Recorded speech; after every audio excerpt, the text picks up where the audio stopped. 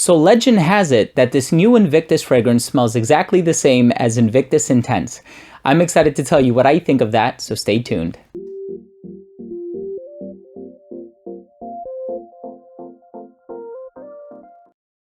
So this fragrance was released in 2019, and this was a collaborative effort between perfumers Domitilla Berthier and Nicolas Beaulieu. Now, of course, I do own many of the other Invictus fragrances. This is a legend, of course. I also have Invictus Aqua, the 2016 version. I have the most recent version. I have the original. I have the Intense. So it seems like every single time they put one out, I tend to go to Macy's or wherever and pick it up. And this one, I think I was drawn into it because it doesn't purport to be an intense version of anything. I thought that this was the, original composition, but perhaps going in a different direction. When you look at the note breakdown, though, there are a lot of similarities. So that ambery nuance, and then you also have the bay leaf and the grapefruit and the citrus. And so I'm excited to tell you if I pick up on any differentiation between this and the original, or perhaps even the intense version. And I hope that you all have had an opportunity to go out there and sample it. If not, by the end of this video, hopefully you do find the time to go out there and try it. This one is available at my local Macy's. And so let's go ahead and start things off by taking a very quick look at the presentation. So the box for this one looks very simple and similar to other Invictus fragrances, with the exception of the blue border that is around the Invictus crest.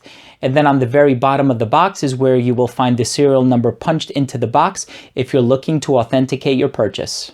The bottle for Invictus Legend looks nearly identical to all the other Invictus fragrances, with the exception that it has this transparent blue fade going from dark blue to light blue from top to bottom.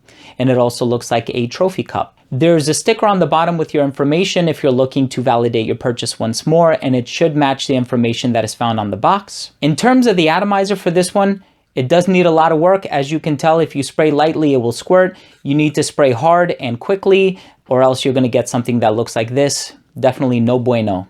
Let's go ahead and continue with the smell. Now, as soon as this fragrance opens up, you will get that sweetness that is characteristic of the Invictus collection. Now, whenever you think of Paco Rabanne fragrances, and of course you can think of 1 Million, you can think of Ultraviolet, you can think of Ultra Red, you can think of Invictus, or even Pure Excess. All of these fragrances have a sweet backbone to them. And so I think Paco Rabanne as a designer company is quickly establishing the reputation of putting out very sweet fragrances, which is of course a strong deviation from like Paco Rabanne Param, which I wore all throughout high school and is more on the green chypre side of things. Now this one also contains that same sweetness that you'll find in other Invictus counterparts, and of course the original Invictus has that sort of bubblegum sweetness, not quite done in the way that 1 Million does bubblegum, but it also has that sweet vibe, I guess on account of the amber. Now of course amber in perfumes is an accord. There's no such thing as natural amber, and so I would venture to say that there is actual vanilla used in this, or perhaps a synthetic counterpart known as vanillin. I also have to mention that there is an aquatic overtone to this scent. It doesn't necessarily smell salty like a lot of other designer fragrances have a tendency of veering on the salty side. So for example, Dolce & Gabbana's new light blue sun, which I think is excellent, that one actually has a salty overtone to it. This one, not so much. Or I think the sweetness of the fragrance kind of masks the salty nuance that is found in here, if there is any in here to be exact. But you do get an oceanic vibe from this one, and I know there's also another synthetic called Cologne that contributes to the oceanic character of a lot of designer perfumes, and niche as well. Now, the thing about this one that I think makes it stand out a little bit is, to my nose at least, it smells kind of minty. And I think the mint is on account of the bay leaf note, and bay leaf of course contains eugenol. Eugenol is also found in clove, it's found in allspice, and I think it's a combination of that with the geranium note, which is probably geraniol, and that gives off this bright, minty, almost like mentholated vibe that you get from this, and I actually quite like that. I like how it kind of cuts through the sweetness a little bit, so it's not as jam-packed and tightly fitting in there like a Volkswagen Beetle like you would get in Invictus Intense. However, in terms of the intensity of the sweetness, yes, it is along the same lines as Invictus Intense. So coincidentally enough, I was on fragrantica.com a few days ago, and I was scrolling through some of the comments in preparation for this review just to see what other other people said about this one, and it seems like there was a polarity. Even if you look at the rating of this scent on Fragrantica.com, I think the level of loves is equal to the level of dislikes, and then the like meter is like all the way up here. So it seems like a lot of people really enjoyed this one, and perhaps what this one does is it gives them a smell that's similar to the original, with even remnants of the Aqua version, but also with an increase in the longevity, with an increase in the performance, which of course a lot of people have a hard time turning down recently, because there's always this sort of narrative or this complaint that some of the more recent designer releases have been watered down due to IFRA regulations, so on and so forth. I do think that this one lasts for a very long time, and so it definitely wins a lot of points in my book in terms of the performance, and I think this is something that is going to suit a lot of people well. However, I do think that the distinguishing factor to delineate this one from the intense version, or perhaps even the original, is that it's much brighter in the opening. And I think that the brightness is created on account of the citrus being paired up with the minty nuances in here.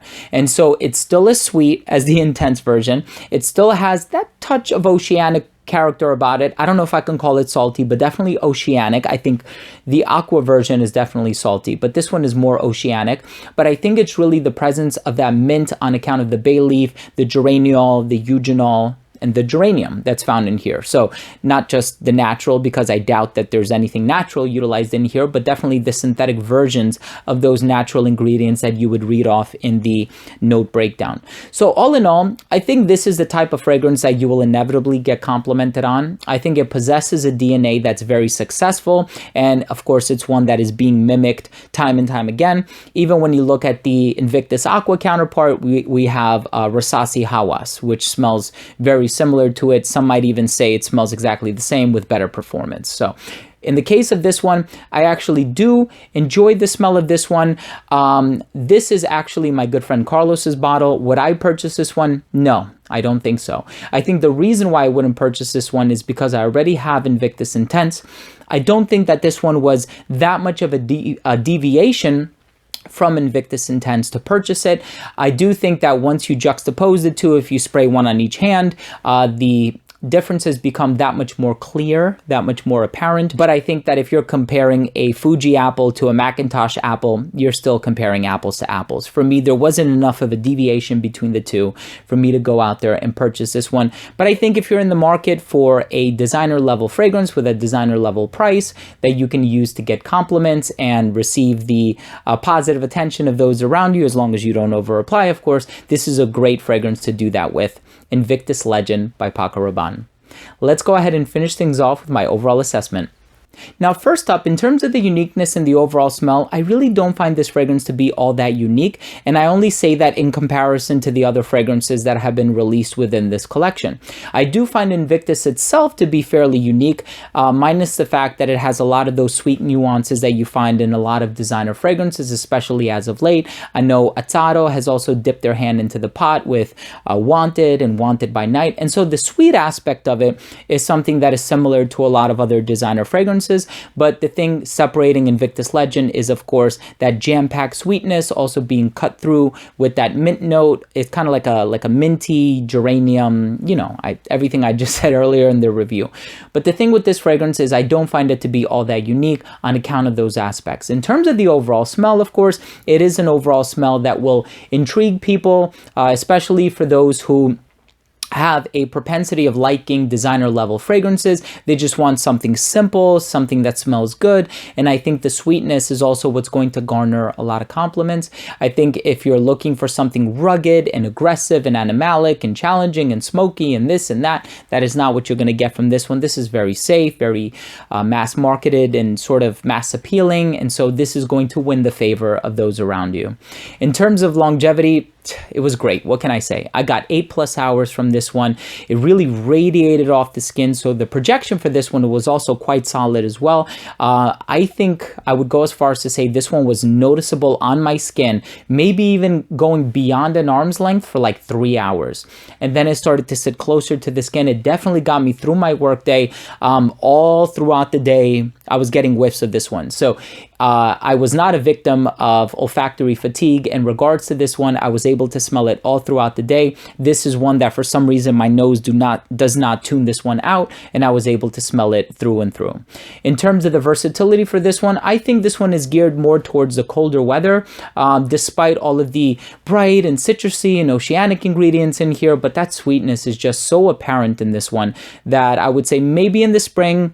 In the summer, I would go with something like Dolce & Gabbana Light Blue Sun, or maybe Invictus Aqua. Invictus Aqua is definitely a staple for the summer months, and it happens to be one of my most complimented fragrances ever. And every time I feature it in a list with one of my female friends, they always happen to say something glaringly positive about it. In terms of occasions, this does kind of give off more of a casual vibe. If you're going to dress up, I would probably go with something of a containing a more refined citrus, perhaps Terre d'Hermès by Hermès. But all in all, I do think that this one is fairly versatile just because it's so mass appealing. And last up, in terms of the presentation, the sprayer needs a little bit of work. I do like the coloration on the bottle, but other than that, it's a unique bottle that I think, you know, will go down in history as one of the most unique bottles, even though a lot of people find it tacky and kitschy. But my final verdict on this one is I do find this to be a solid scent depending on what you're in the market for. So if you want to experience the niche line of things and you want something that's challenging and you want something that doesn't smell like everything else, then there are, of course, many other mediums in which to explore. But in the case of this one, if you're looking for something that you can wear on a daily basis, something that gives you really good performance, and something that will win the favor of those around you, hey, you're in the right place. Look no further than Invictus Legend. So there you have it, ladies and gentlemen. Thank you so much for tuning in. That was my review of Invictus Legend by Paco Rabanne. If you know or own or have tried this fragrance, please let me know what you think. Leave a comment down below. I will reply to your comment. I reply to every comment. I also want to say that if you are new to this channel and you took something of value from this video, I would love your subscription. All you have to do in order to support the channel is click the red subscribe button in the corner. In this way, whenever I do release future fragrance related videos, and that includes reviews just like this, top 10s, giveaways, unboxings, special guests, interviews, and a whole lot of other fragrance related content, they will get delivered straight to your feed. You never need to worry about missing any of my future uploads. Thanks again for watching, everyone. I love you guys. We'll see you in the next episode. Bye.